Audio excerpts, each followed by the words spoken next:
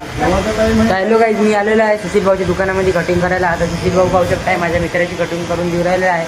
मी इकडं कटिंग करून झालेलं आहे. श्लोक पण कटिंग केलेली आहे, प्रणय भाऊनं कटिंग केलेली आहे. तर पाहू शकता सुशील भाऊच्या दुकानात आलेलं आहे. सुशील भाऊच्या दुकानाचा पत्ता म्हणजे मस्जिदला दुकान आहे. तर सुशील भाऊचं दुकान इकडून सिद्धे आहे.